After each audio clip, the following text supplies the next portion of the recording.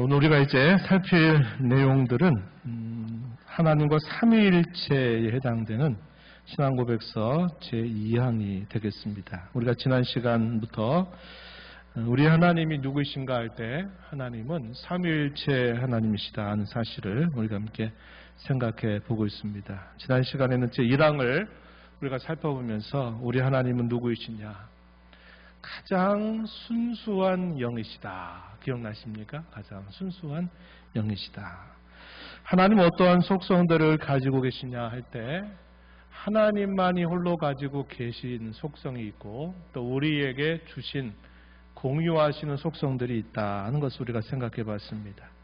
하나님이 일하시는 질서는 어떻게 일하시는가? 그분의 뜻의 의논에 따라서 하나님의 작정을 이루시고 그 작정에 대한 실행으로서 창조와 섭리라는 것을 하나님은 통해서 그의 일을 이루신다. 이게 하나님이 일하시는 질서다 하는 내용들을 우리가 생각해 봤고요.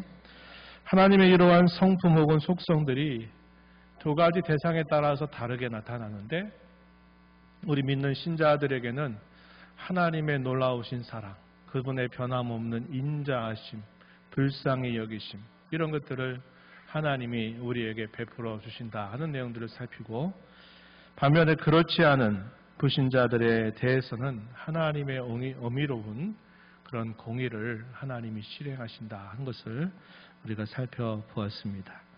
우리가 이제 살피는 내용은 이제 제2항의 내용이 됩니다. 2항의 내용 속에서 하나님이 누구이신가 우리가 다시 한번 눈여겨보면서 하나님이 이런 분이시구나 하는 것들을 다시 확인하고 그 하나님만이 우리의 찬양과 경배의 유일한 대상이 되신다 하는 것을 다시 한번 확인하고 또 결단하는 시간이 되기를 바랍니다.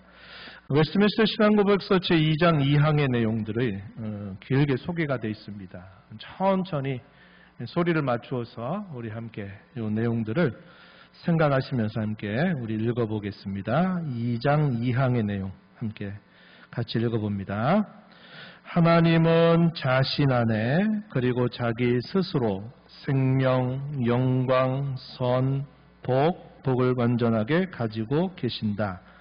그리고 그분은 자신 안에서 그리고 자신에 대하여 홀로 자충족하시며 따라서 자기가 만드신 어떤 피조물들을 필요로 하지 않으시며 피조물들에게서 어떤 영광을 얻지 않으시고 다만 자기 신의 영광을 피조물들 안에서 그것들에 의해서 그것들에게 그것들 위에 나타내실 뿐이다.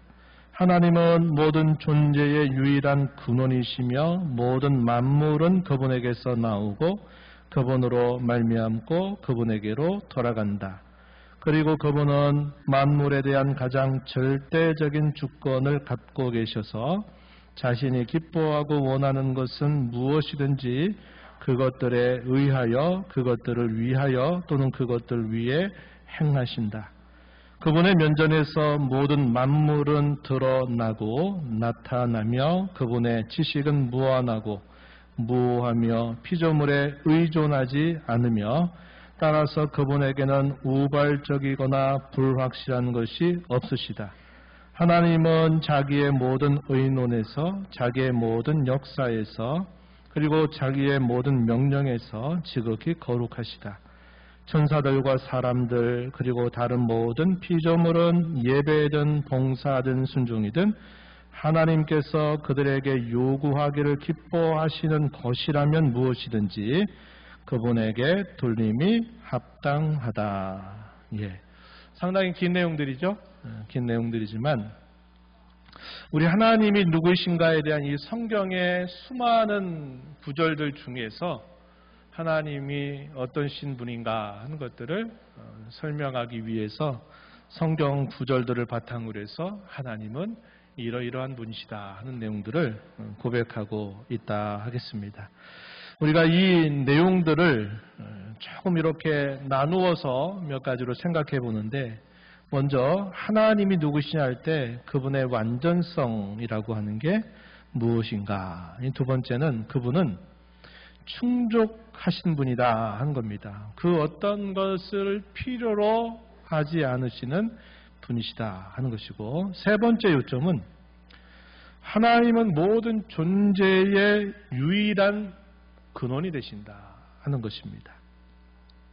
그리고 네 번째는 그분은 절대적인 주권을 가지고 계셔서 그가 원하시는 것은 무엇이든지 행하시는 분이시다. 이렇게 하는 내용들입니다. 우리가 오전에 살폈던 내용과 같이 잘 연결될 수 있는 표현이 되겠죠. 마지막 다섯 번째 요점은 한 가지 더 얘기하면 그분은 거룩하시다는 겁니다.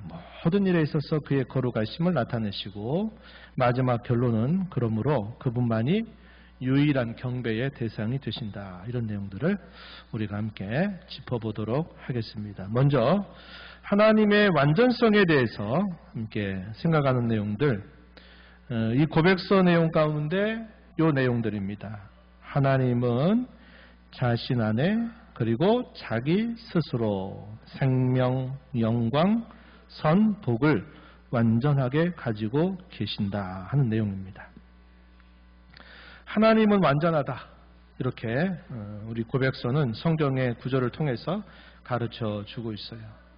생명에 있어서 완전하고 그의 영광과 선과 복에 있어서도 역시 하나님은 완전하시다 하는 사실을 우리에게 말해줍니다. 반면에 우리 사람들은 그에 비해서 어떠할까요? 우리 사람은 완전하지 못하다는 겁니다. 하나님이 본래 그러한 존재로 우리를 지으셨어요. 그래서 우리는 필연적으로 하나님을 의지해야만, 우리가 하나님을 의지해야만 그분 안에서 참된 삶을 살아갈 수 있다 한 겁니다. 하나님은 우리 사람을 전적으로 그분에게 의존하는 존재로 처음부터 창조하셨다는 겁니다. 이 의존 관계를 깨닫고 우리가 하나님을 늘 의지하면서 살아가면 좋을 것이지만, 그렇지 못하게 된다면 수많은 시행착오들을 결국 겪게 된다는 사실을 우리는 주목해야만 합니다. 우리가 이런 휴대폰이라든지 어떤 기계, 단순하게 사용하는 사람도 있지만 이 휴대폰 안에 들어있는 대단히 많은 기능들을 우리가 어느 정도 활용을 하려고 하면 이 휴대폰이 가지고 있는 기능, 이 휴대폰을 디자인하고 만든 사람들에게 우리가 도움을 받아야만 이 휴대폰을 우리가 적절하게 사용할 수 있습니다. 하나님이 우리 사람과 이 모든 창조 세계를 얼마나 오묘하고 놀랍게 창조하셨는지 몰라요. 참 복잡하면서도 미묘하고 놀랍고 신기할 정도로 창조하셨어요. 그럴 때 하나님이 창조하시면서 그것을 디자인하시고 그것을 그분의 지혜와 능력으로 만드셨을 때는 우리 사람이나 모든 창조 세계 그 어떤 것도 그것을 만드신 하나님 앞에 필연적으로 의존하게 되어 있다는 겁니다. 이게 하나님이 처음부터 그렇게 디자인하셔서 우리 사람을 만드시고 모든 만물을 만드셨어요.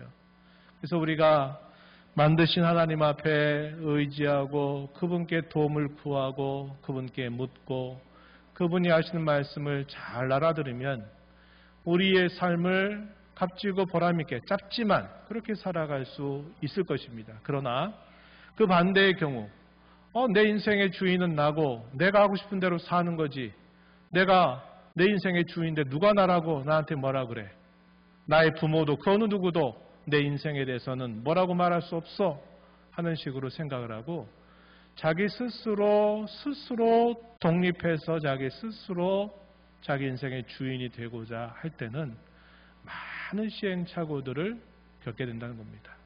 그러면서도 그걸 깨닫지 못하고 살다가 죽는 거예요. 우리 믿는 성도들의 경우는 어떻습니까?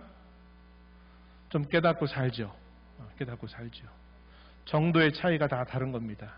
하나님을 늘 의지하고 하나님을 알기를 바라고 그분께 도움을 구하고 묻고 살아갈 때 우리는 시행착오를 줄이면서 더 하나님 앞에 기쁨을 드리면서 우리의 인생의 참된 행복을 누리면서 살 수 있을 것이에요. 그러나 우리가 입술로 하나님 앞에 고백은 하면서도 여전히 내 생각과 내 고집과 경험들을 항상 앞세우고 살아가게 된다면 믿는 신자인 저와 여러분도 많은 시행착오들을 겪으면서 살게 된다는 것은 너무나도 당연한 사실입니다.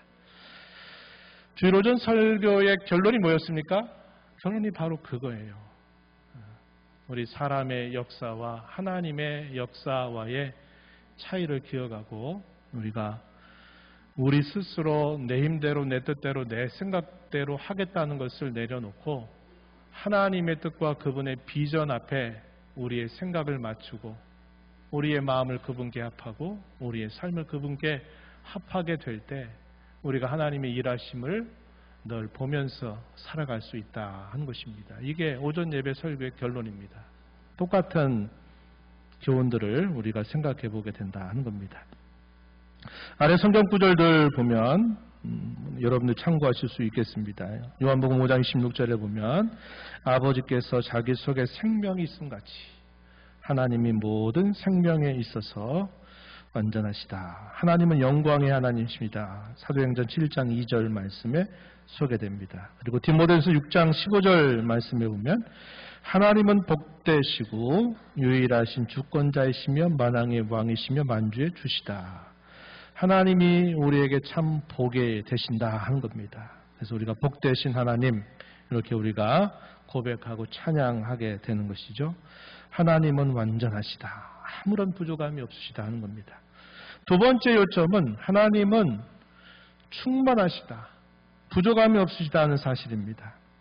해당되는 내용들을 다시 한번 제가 읽어드릴게요. 그분은 자신 안에서 그리고 자신에 대하여 홀로 자충족하시며 따라서 자기가 만드신 어떤 피조물들을 필요로 하지 않으시며 피조물들에게서 어떤 영광도 얻지 않으시고 다만 자기의 영광을 피조물들 안에서 그것들에 의해서 그것들에게 그것들 위에 나타내실 뿐이다. 이 표현들은 굉장히 함축적인 의미를 담고 있는 표현입니다. 하나님은 영광을 필요로 하시는 분이 아니다. 이 말은 하나님이 우리 사람에게 영광을 받으셔야 그분의 영광이 더 커진다 하는 식의 그렇게 이해하면 안 된다는 거예요. 하나님은 완전하신 분이고 스스로 충만하신 분이셔서 하나님이 뭔가 우리에게 부족해서 그 부족감을 우리를 통해서 체험을 받으시는 그런 분이 아니시다는 겁니다. 하나님은 그의 영광에 있어서도 피조물들에게서 어떤 영광을 얻으실 필요가 없는 분이다 하는 거예요. 오히려 그분은 자신의 영광을 여러 방식들을 통해서 자신의 영광을 나타내신다는 겁니다. 우리가 성경의 많은 이야기를 통해서 이 사실을 확인하죠. 시내산에 도착한 이스라엘 자손들에게 하나님이 그 백성들에게 함께 하신다 그럴 때 시내산을 빽빽한 구름이 그 시내산을 덮어요. 그리고 거기로부터 우레 같은 소리가 나오니까 백성들이 그것을 보면서 하나님이 임재하신 것에 대한 거룩한 두려움을 느끼고 땅에 엎드리게 됩니다.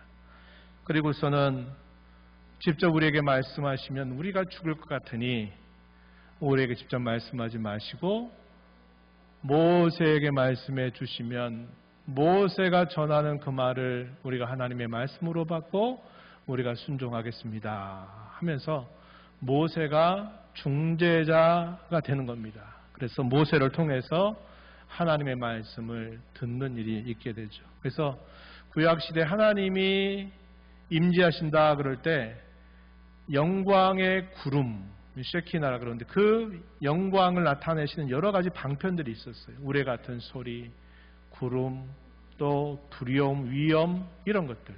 이런 여러 가지 방법들을 통해서 하나님 자신의 영광을 자기 백성에게 나타나셨어요. 또 어떤 방식으로 나타납니까?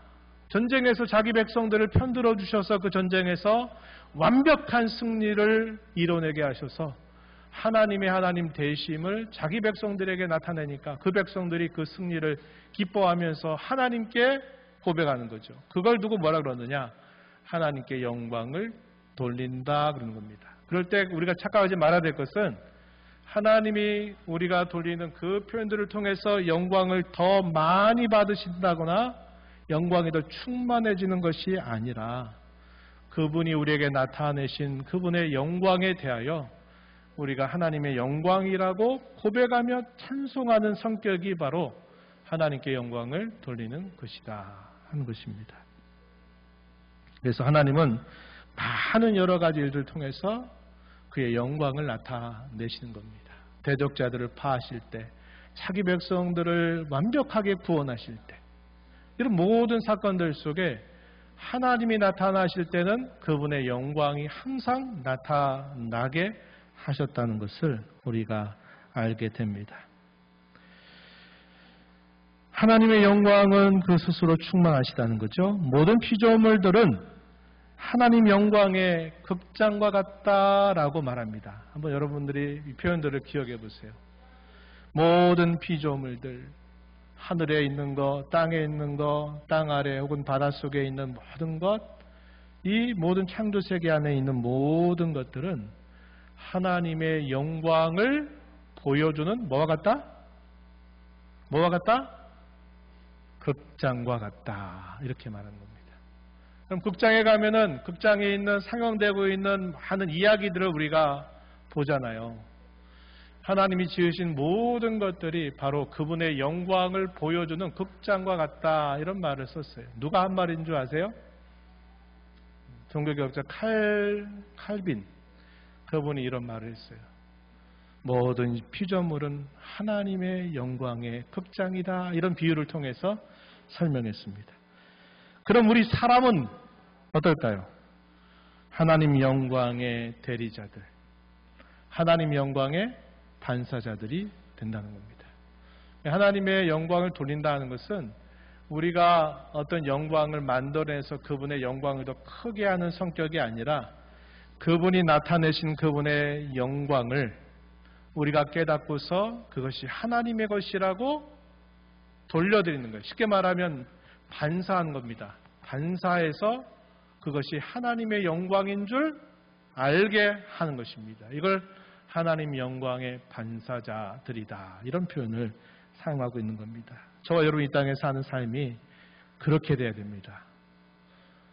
저와 여러분이 생각하는 것이나 말하는 것이나 행하는 것이나 살아가는 삶을 통해서 하나님의 영광을 보여주는 사람, 하나님의 영광을 반사하는 사람, 그런 사람이 돼야 된다는 겁니다. 우리가 해와 달을 얘기할 때 해는 발광체죠? 해는 발광체입니다.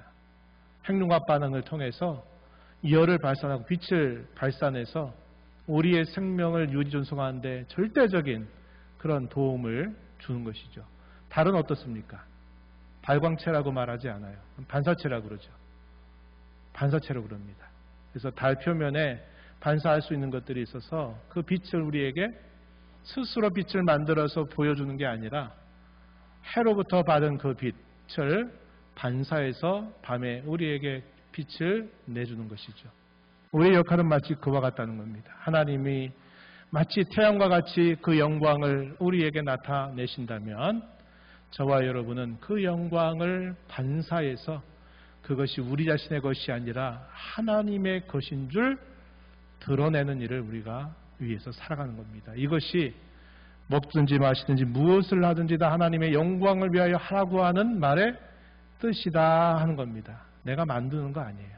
하나님의 것을 그분께 돌려드리죠. 하나님이 그의 영광을 나타내서 뭔가 했는데 그것을 하나님의 것으로 돌려드리지 않고 자기가 한 줄로 취하게 되면 어떤 일이 생길까요? 극단적인 경우는 즉사입니다. 바로 죽어요. 그죠? 사도행전을 이제 오늘부터 읽어가는데 사도행전에 보게 되면 헤롯이 하나님께서 그에게 영광을 나타내서 연설이 너무나 멋졌어요. 그런데 그 영광을 하나님께 돌리지 않는 일로 인해서 그가 죽음을 당하게 됩니다. 하나님의 영광을 결코 하나님은 빼앗기지 않으세요. 그분의 영광을 반드시 하나님은 나타내시고 그분의 영광을 훼손시키는 것에 대해서 하나님은 결코 기뻐하지 않습니다. 우리가 성도로서 어떤 수고와 노력을 하고 어떤 애를 써서 칭찬받을 만한 일, 좋은 일을 했어요. 그럼 우리 생각에는 어떤 마음이 듭니까? 아, 내가 그렇게 했지. 내가 그렇게 했으니까 나를 칭찬해 줘야지. 내게 상을 줘야지. 그거 안 해주면 서운해가지고 시험 들고 또 서운해가지고 그것 때문에 삐지고 우리가 그런 신앙의 수준을 넘어서야 된다는 거예요. 우리가 무엇인가 하나님 기뻐하실 만한 것을 할 수 있다면 그렇게 하신 하나님께 감사와 영광을 돌리는 일을 우리가 잘 감당해야 돼요. 이거 잘못하면 그 영광을 빼앗아 가신다는 것을 우리가 기억할 수 있어야 합니다. 기억하십시오. 모든 피조물은 하나님 영광의 극장과 같다. 멋진 자연 속에 일어나는 놀랍고 신비로운 수많은 일들을 보면서 우리는 하나님의 영광이 저렇게 또 저기에서 펼쳐지고 있구나 하는 것을 보고 하나님께 감사와 찬양을 돌릴 수 있어야 돼요. 그게 우리가 할 일입니다. 자연에 있는 것뿐만 아니라 우리가 수고하고 노력하고 애를 써서 무엇인가를 만들어서 그저 먹고 마시고 입고 살아가는 일들을 위해서 더 잘 먹고 더 잘 마시고 더 잘 누리기 위해서 살아가는 삶이 아니라 우리가 먹고 입고 살기 위해서 수고하고 노력한 그 일의 결과를 통해서 하나님의 영광을 드러내는 자로 살아가는 저와 여러분이 되어야 되겠다는 겁니다. 우리는 하나님 영광의 대리자들이요 하나님 영광의 반사자들이다 하는 사실을 기억하면서 살아가십시다. 사도행전 17장 24절 25절 말씀을 한번 보세요. 여기 보면 요 구절을 우리 함께 읽어보겠습니다. 소리내서 읽어볼게요. 사도행전 17장 24절 25절 시작. 우주와 그 가운데 있는 만물을 지으신 하나님께서는 천지의 주제시니 손으로 지은 전에 계시지 아니하시고 또 무엇이 부족한 것처럼 사람의 손으로 섬김을 받으시는 것이 아니니 이는 만민에게 생명과 호흡과 만물을 친히 주시는 이심이라. 아멘. 바울 사도의 설교입니다. 어디에서 한 설교일까요? 아테네에서 한 설교입니다. 아테네에서 철학을 좋아하고 지혜를 좋아했던 그 도시 사람들에게 설교하면서 사도가 한 말이 바로 이것입니다. 만물을 지으신 하나님이 천지의 주제시다. 손으로 만든 성전에 계시는 분이 아니시다. 그리고 사람의 손으로 섬김을 받으시는 것이 아니다. 이 말은 부족하기 때문에 뭔가 채워야 되기 때문에 이렇게 섬김을 받으시는 것이 아니다. 오히려 그분은 받으시는 분이 아니라 어떤 분이냐? 주시는 분이시다는 겁니다. 뭘 주시느냐? 만민, 모든 사람들에게 생명을 주시는 분, 호흡을 주시는 분, 모든 것들을 친히 주시는 분이시다 하는 겁니다. 하나님은 주시는 자로 우리 가운데 계세요. 그 주심의 극치가 어디까지 갔을까요? 맞아요. 그의 사랑하신 유일하신 아들 예수님을 아낌없이 내어 주시기까지 우리에게 주시는 분으로 우리를 사랑하고 계시다 하는 것을 우리가 알게 됩니다. 그리고 세 번째 요점으로 넘어가면 모든 존재의 유일한 근원이다 하는 말을 과거엔 또 이렇게 표현도 했습니다. 한번 생각해 보세요. 모든 것의 제1원인 이렇게 표현했어요. 모든 것의 제1원인. 우리들은 제2원인에 속해요. 수고하고 노력하고 애쓰고 뭘 얻고 하는 이런 모든 것들은 제2원인들이라고 우리가 통칭적으로 말하고 제1원인이 곧 하나님이시다. 이렇게 표현하기도 합니다. 또 다른 말을 표현했어요. 어떤 말을 쓰느냐? 한번 잘 생각해 보세요. 한번 따라해 볼까요? 부동의 동자. 부동의 동자. 이게 좀 말이 어려운데 무슨 말이냐면 부동. 움직이지 않으시면서 움직이게 하시는 분. 이걸 한자 말로 옮기면 부동의 동자라고 그러네요. 자신은 움직이지 않으시면서 모든 것들을 움직이게 하시는 분. 이걸 부동의 동자. 이 철학적인 용어로 그렇게 사용했어요. 이걸 쉽게 말하면 여기 표현된 것처럼 모든 존재의 유일한 근원이 되신다 하는 겁니다. 그래서 모든 만물이 그분에게서 나오고 그분으로 말미암고 그분에게로 돌아간다. 로마서 11장 36절.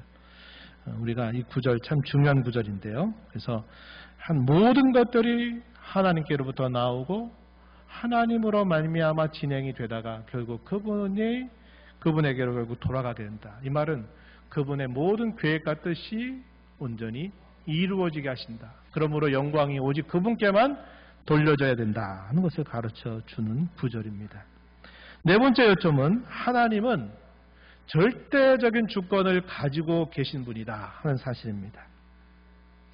그 내용에 보면은 만물에 대한 가장 절대적인 주권을 갖고 계셔서 자신이 기뻐하고 원하는 것은 무엇이든지 그것들을 위하여 또는 그것들을 위해 행하신다. 이것들을 가로로 묶으면 무슨 말이 될까요? 자신이 기뻐하고 원하는 것은 무엇이든지 행하신다 이 말입니다. 오전 시간에 우리 이사야서 14장 24절 27절 말씀을 여러분들에게 소개해드렸어요. 그의 생각하는 것이 이루고 그의 경영이 반드시 이루리라. 이런 말씀을 우리가 읽었죠?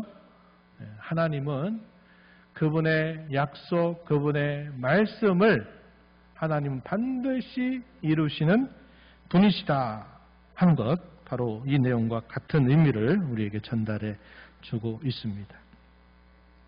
때로는 그것들을 통해서, 그것들을 수단으로 사용해서, 그 말이 그것들에 의하여라는 말이고, 그것들을 위하여, 또 사람이나 그 피조물들을 위해서 하나님이 그렇게 행하시기도 하고, 그것들 위해 때로는 초월하셔서 하나님께서 그 일들을 이루시기도 하신다 하는 겁니다. 그래서 제가 오전 시간에 그랬잖아요.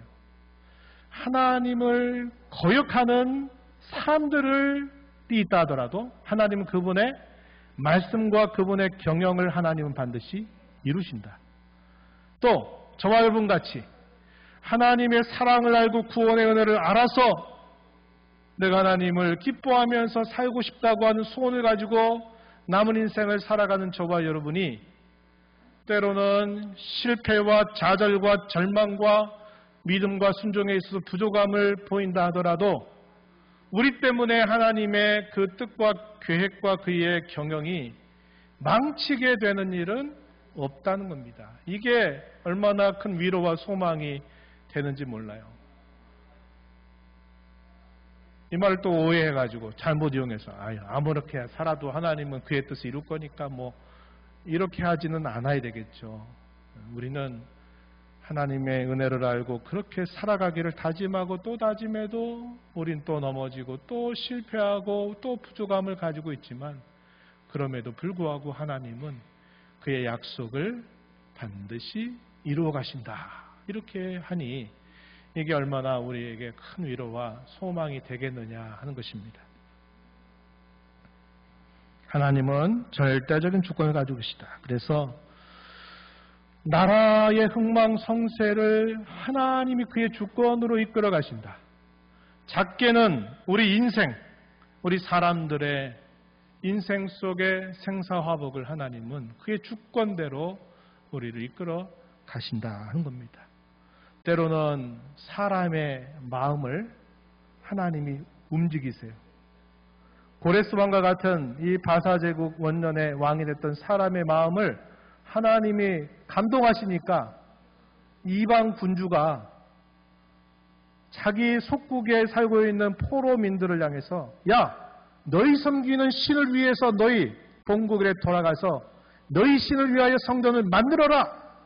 이런 명령을 내렸잖아요. 근데 그 표현에 성경에 뭐라고 표현했어요? 하나님께서 그의 마음을 감동하심에 이렇게 표현되어 있어요. 이방의 군주의 마음을 하나님이 움직이시니까 그의 마음이 움직여서 그런 일을 명령 내린다니까요. 하나님이 또 상황을 만들어 가세요. 상황을 이렇게 저렇게 조정하셔서 그 상황 속에서 그렇게 할 수밖에 없도록 하나님도 이끌어 가세요. 심지어는 하나님을 거절하고 하나님을 대적하는 악의 세력이나 사탄조차도 하나님은 그의 악함을 사용하셔서 하나님의 뜻을 이루도록 하나님은 이끌어 가신다는 겁니다. 이것이 하나님이 가지고 계신 절대적인 주권이다 하는 사실을 우리가 알게 됩니다. 그래서 우발적이거나 불확실하고 애매한 것이 결코 있을 수 없다는 겁니다. 우발적이다는 말은 여기 밑에 우발적이다 하는 말을 오늘 많이 사용하지 않는데 우연히 그 말입니다. 우연히 이렇게 되지 않는다는 거예요. 모든 것들은 하나님의 그분의 계획에 따라서 그의 계획의 필연성에 따라서 모든 일들이 조정되고 이루어지는 것이지 우연히 뜻밖의 예기치 못했던 어떤 일이 발생해서 비상사건 이런 사건들이 일어나가지고 어떻게 되는 일은 없다는 겁니다. 우리에게는 이런 일들이 수없이 많죠. 수없이 많아요. 계획을 세우고 치밀하게 세워도 수많은 변수들이 일어나면 그 변수에 의해서 또 조정되고 또 조정되는 일들이 우리의 일이지만 하나님에게는 그런 것이 결코 있을 수 없다는 겁니다. 여기 중에 다니엘서 4장 25절 35절 말씀 우리 함께 이 구절 읽어볼게요. 왕이 사람에게서 쫓겨나서 7대를 지낼 것이라 그가 지극히 높으신 이가 사람의 나라를 다스리시며 자기의 뜻대로 그것을 누구에게든지 주시는 줄을 아시리이다. 땅의 모든 사람들을 없는 것 같이 여기시며 하늘의 군대에게든지 땅의 사람에게든지 그는 자기 뜻대로 행하시나니 그의 손을 금하든지 혹시 이르기를 내가 무엇을 하느냐고 할 자가 아무도 없도다. 아멘. 누가 누구에게 한 말일까요? 누가 누구에게 한 말일까요? 다니엘이 바벨론의 초대 왕이었던 느부갓네살에게 해준 말입니다. 느부갓네살이 다니엘서 보게 되면 꿈을 꿔요. 첫 번째는 금신상, 금만이 아니라 큰 신상에 대한 꿈을 꿔서 그 꿈을 해석하지 못하게 될 때 하나님이 다니엘에게 뜻을 지혜를 주셔서 그 꿈이 무엇인가를 소개하죠. 그리고 두 번째 꿈을 꾸는데 이 느부갓네살이 두 번째 꿈을 꾸는데 땅의 중앙에 한 나무가 있는데 이 나무가 쭉 뻗어서 하늘에 닿아 있는 겁니다. 그래서 모든 생물들이 그 가지에 깃들어서 살고 있는데 갑자기 한 순찰자가 나타나든지 그 거대한 나무의 밑둥을 딱 이걸 치는 거예요. 그러니까 그 나무가 어떻게 될까요? 쓰러지겠죠. 그 꿈을 꾸고 나서 느부갓네살이 이게 도대체 특별한 꿈은 맞는데 이게 무슨 뜻인지 모르겠다 그럴 때 역시 그때 다니엘이 하나님께 기도하고 그 뜻이 무엇인가를 설명하면서 이 이야기, 우리가 읽은 이 구절이 소개되고 있는 겁니다. 그래서 이 느부갓네살이 이 다니엘의 해석에 따라서 7년 동안 왕자에서 쫓겨나 버려요. 왕의 자리에서 쫓겨나 가지고 마치 들짐승처럼 이슬과 풀을 먹으면서 7년 동안 완전히 산중에서 이렇게 보내는 세월들이 있게 됩니다. 그리고 나서 다시 그가 왕으로 복권되는 일이 있어요. 이 꿈을 통해서 하나님이 보여주신 사건이 그건데 이 꿈을 통해서 결국 그 느부갓네살에게 뭘 가르쳐 주느냐? 하나님이 진정한 절대적인 주권을 가지고 계신 분이다. 당신이 천하를 다스리는 제국의 왕으로 있어서 당신 한마디면 모든 게 다 이루어질 것처럼 생각하지 말라는 거죠. 당신보다 더 높으신 하늘의 하나님께서 원하시지 않는다면 그것들은 아무것도 될 수 없다는 것을 이런 꿈과 체험을 통해서 그에게 깨우쳐요. 그래서 이 느부갓네살이 하나님을 찬양하는 겁니다. 하나님을 찬양해요. 너희가 숨기는 그 신이 참 하나님이다. 이렇게 그가 하나님을 찬양하고 그가 세울 나라가 영원하다. 그의 나라는 결코 쇠하지 않는다.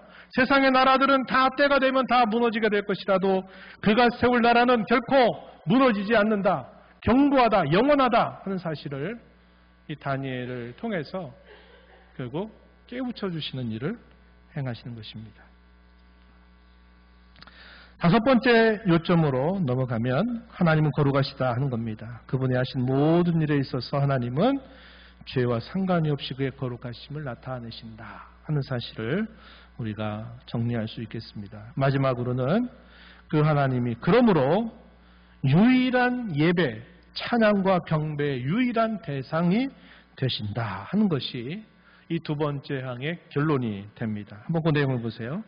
천사들과 사람들 그리고 다른 모든 피조물은 예배든 봉사든 순종이든 하나님께서 그들에게 요구하기를 기뻐하시는 것이라면 무엇이든지 그분에게 돌림이 합당하다 이렇게 말합니다. 예배든 봉사든 순종이든 사람에게 하는 것 아니라 하나님이 요구하시는 것이 무엇이든지 그분이 원하시기만 한다면 우리는 오직 그분께 돌리는 것이 합당하고 마땅하다 하는 사실을 우리에게 가르쳐 주고 있습니다. 우리가 읽었던 본문 요한계시록 5장 12절로 14절에 있는 말씀의 내용을 다시 한번 보시죠. 이 광경은 어떤 광경이냐? 천상에서 하나님의 보호자 앞에서 하나님께 드려지는 예배 혹은 찬양의 모습이 환상 가운데 보여지고 있는 것인데, 여기 보면 큰 음성으로 이르되, 이 큰 음성은 수많은 천사들의 음성을 말합니다. 큰 음성으로 이르되 죽임을 당하신 어린 양은 능력과 부와 지혜와 힘과 존귀와 영광과 찬송을 받으시기에 합당하도다. 이렇게 하나님을 찬송했어요.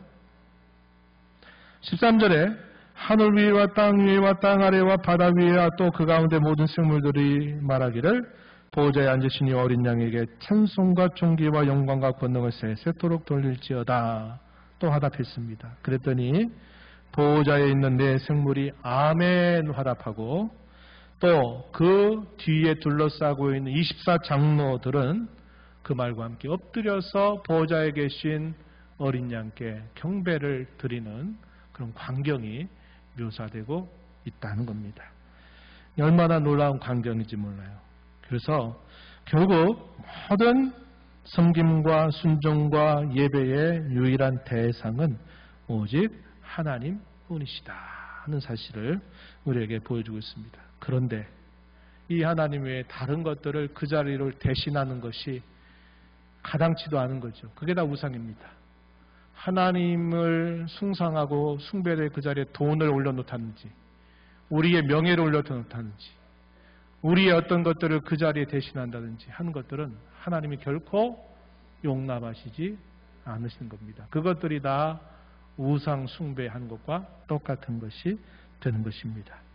오늘 우리가 이 내용들을 살펴보면서 이제 정리를 하고 마무리하겠습니다. 기억하십시오. 우리가 인생 속에 하나님의 누구이신가를 얼마나 경험을 통해서 깨달아갈까 할 때는 아주 조금에 불과할 거예요. 또 어떤 부분들은 경험하지도 못할 거예요. 왜? 그만큼 우리의 인생은 짧고 많은 한계 아래 갇혀있기 때문에 그래요. 그러나 성경을 통해서 하나님이 누구이신가 우리에게 말씀하셨듯이 하나님은 완전하시다.